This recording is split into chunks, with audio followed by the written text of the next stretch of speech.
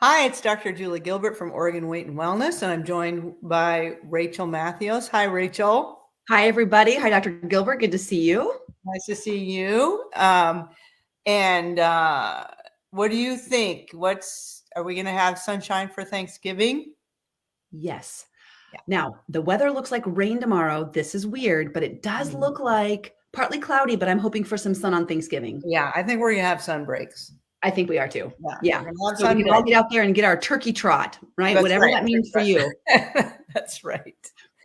That's right. So, looking forward to some time with the family and, and enjoying some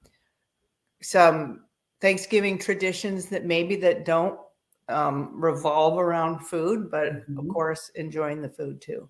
Yeah. But Rachel, look what I have finally.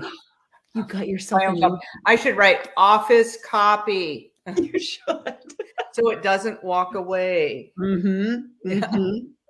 Good. Okay. So you've got your copy. Yes. And we're on chapter 8. That's right. Chapter 8, which is create a sleep sanctuary. So Rachel, tell us a little bit about that. A sleep sanctuary. So that's an interesting term I had not heard of before reading this book and doing some group coaching around sleep. Yeah. It's a funny kind of word for your bedroom. Yeah.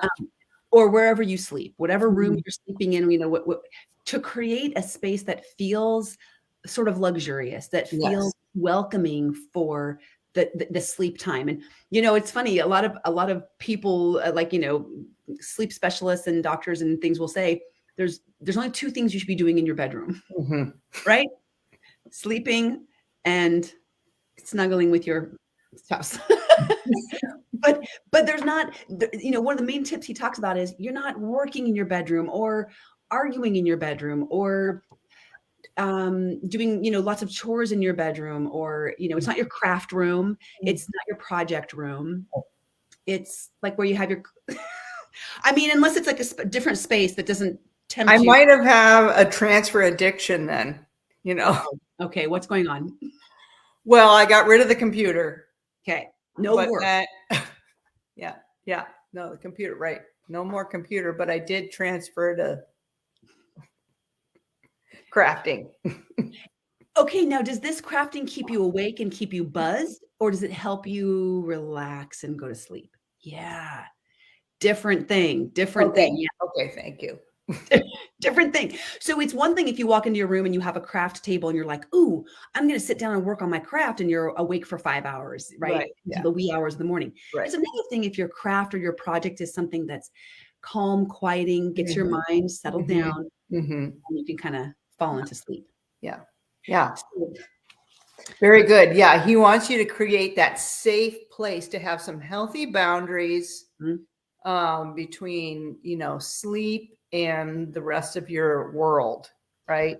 So, the doorstop is, work doesn't come past. And I love what you said, you're not solving the world's problems. You're not arguing, that you can do that outside, but this has to be a safe haven.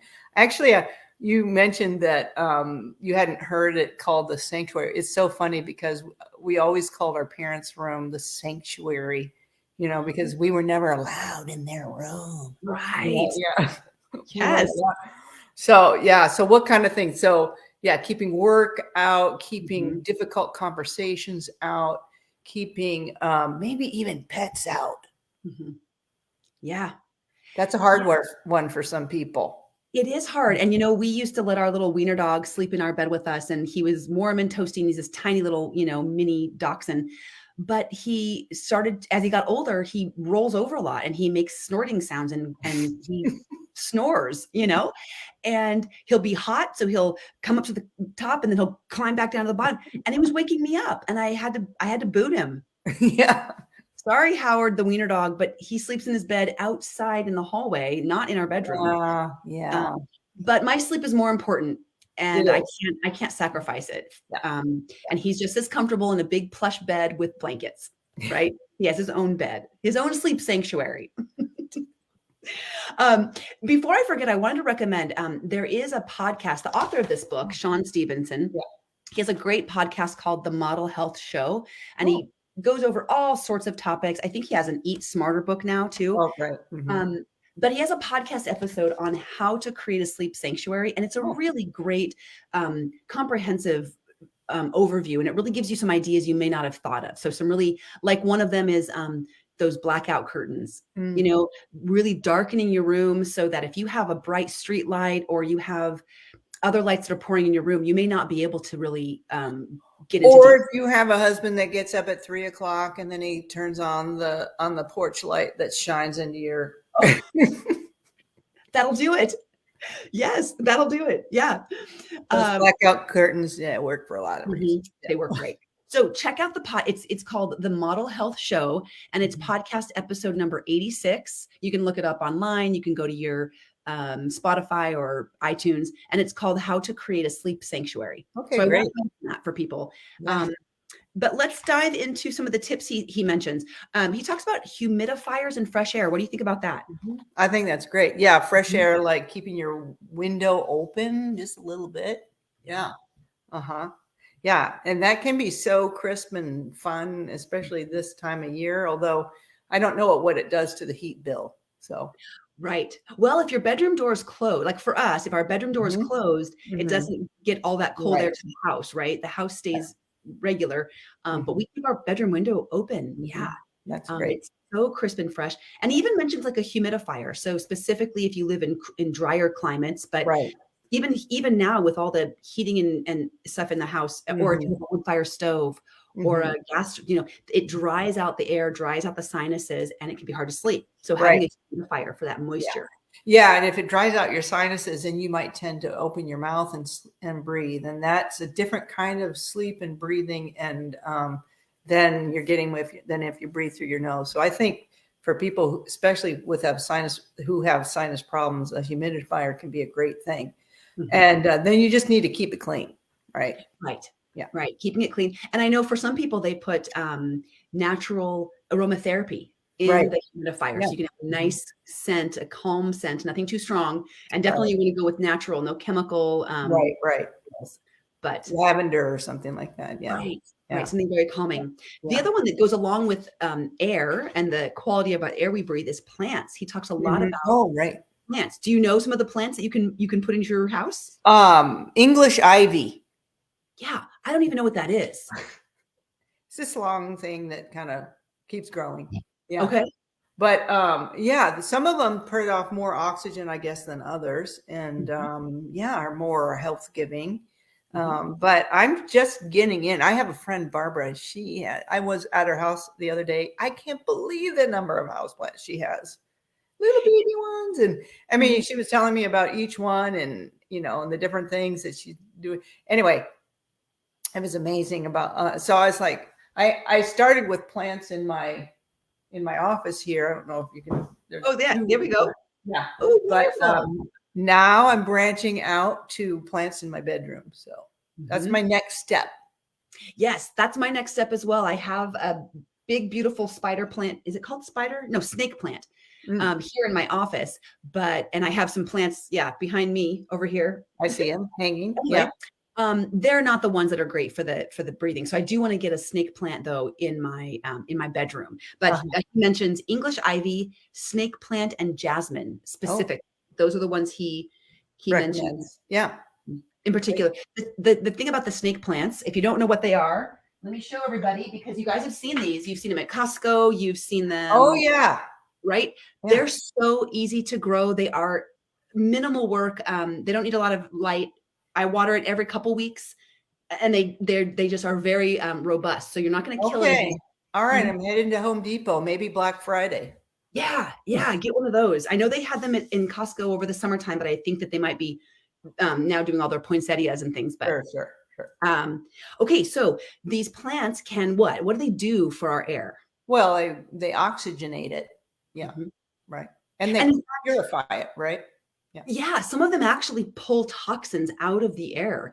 I don't know what they do with the toxins themselves, but somehow they filter and purify the air for us. So that's a nice little, once you buy the plant, you don't have to keep paying for any kind of a machine that's detoxifying the air, right? The plants can help you out and give you some good oxygen as well. Mm-hmm.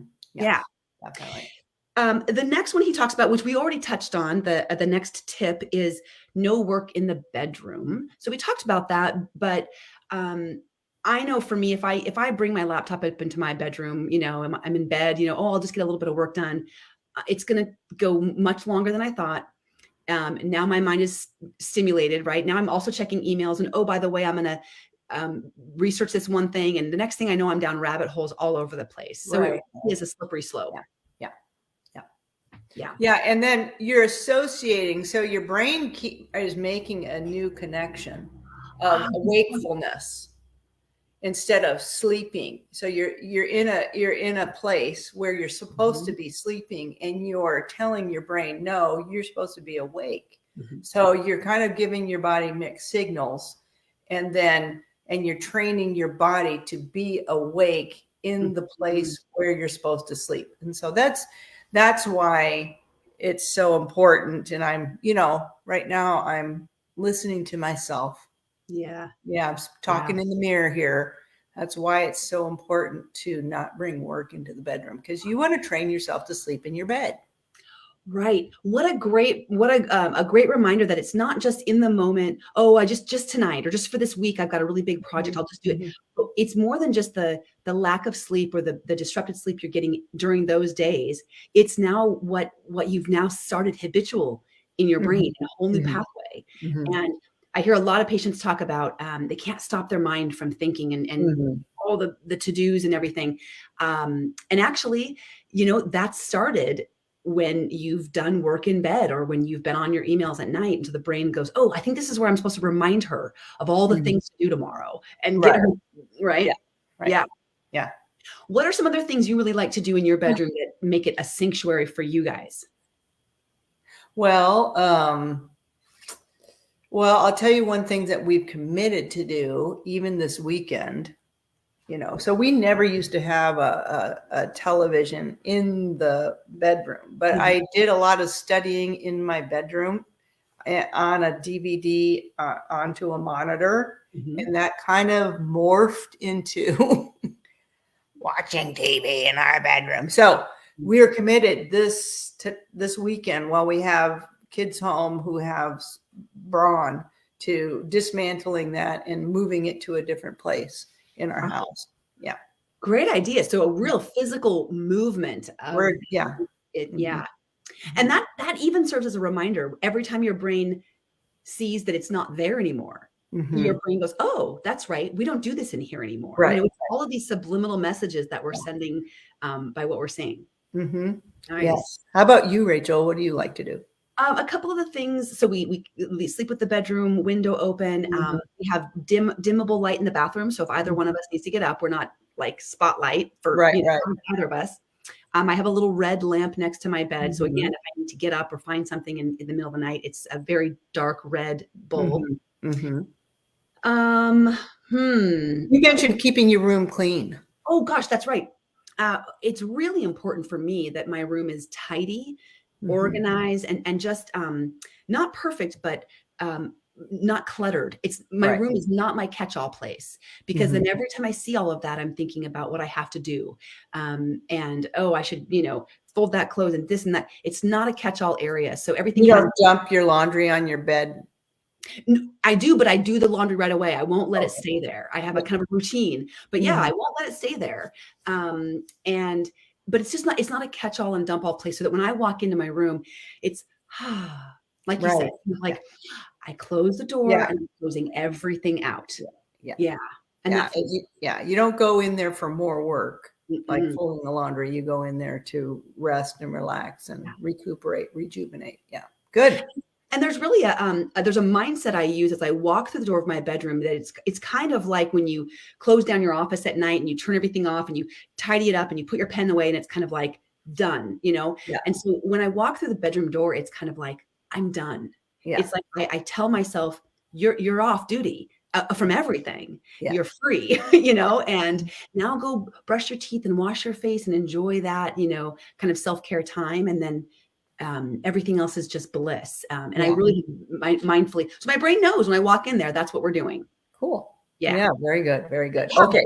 It's practice. Awesome. So you can hold me accountable next time we talk next week and ask me about where the television went to. Okay, perfect. I love it. Great idea. All right. All right. And I brought my lunch, Rachel, just to show my lunch today because It's beautiful. yeah. So I'm chewing on this carrot, but I grated carrots and then I've got blueberries in my salad. And then there's walnuts. And actually I put some pecans in here.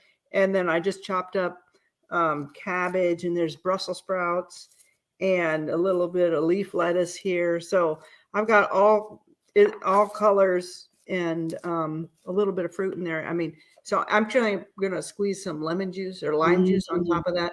And I'm going to eat this bad boy. And I might be able to get through. I don't know. There's lots in there. So I will stop when I'm full. There we go. Yes. Oh, beautiful. I really enjoy that. Yeah. All the colors, all the fiber, vitamin C, we know is so important to be eating, pairing it with foods. Yeah. And I sprinkled some basil, some that I dried, and actually cilantro too. So I kind of like pops of flavor as I'm eating. Yeah. Right. Yes. Yeah. Nice attention to that detail makes it so much easier to eat.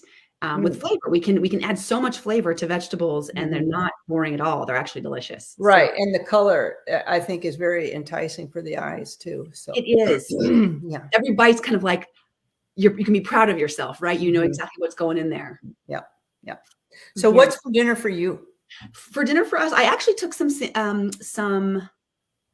it tilapia or cod out of the freezer? So we're going to have some fish tonight. We don't eat a lot of meat, but we do have fish once in a while. So we're going to have fish, couscous, and broccoli. A really simple, really, nothing complicated about it. I'm going to you got your high quality protein. Yeah. That has a little bit of healthy fat in there. And then you've got your vegetables and a whole grain that also has some protein in there too. Right. And you said broccoli? Broccoli. We're going to do broccoli has protein in it. So yeah, that's right. It does. It has broccoli in it. So we're going to cook the fish in the Instant Pot with just some lemon wedges and a little bit of pepper. I've never done fish in the Instant Pot. Oh, it's incredible. Oh, it changed my world. It is, and it's like 8 minutes. Done. Oh yeah. I'm going to say, real. Yeah. Okay. Well, I'm going to have to try that. Yeah. Yeah. Try that. How about you? What's for dinner? We're going to do salmon. Okay. Fish night. Yeah. Fish night. We're going to do salmon and, I'll make a salad like this so we'll do salmon and salad. Yeah. So it'll be good. And we're going to take that to our friend. Yeah. Oh, yes. For Monday night dinner. Very nice. Monday night dinner. That's right. Yeah. All right. Well, it's happy Thanksgiving. And remember, you can enjoy your Thanksgiving. Just pay attention to that satiety. Yes. So that you feel good the next day. Right. Yes. I was talking with a client earlier today, and we came up with this phrase: don't let Thanksgiving leak into your week. Right. So it's a day, and more than anything, it's really kind of a meal. Right. It doesn't have to leak into Friday, Saturday, Sunday, or even start today and go, oh, Thanksgiving today. No, right? So don't let it leak into your week. Right. Don't let it leak. I like that. All right. That's good. That's great. All right. Well, thanks so much for this great conversation. And hold me accountable, Rachel. Okay. I'm going to make a sticky note about it. Right. Sounds good. Okay. See you next time, guys. Bye. Bye.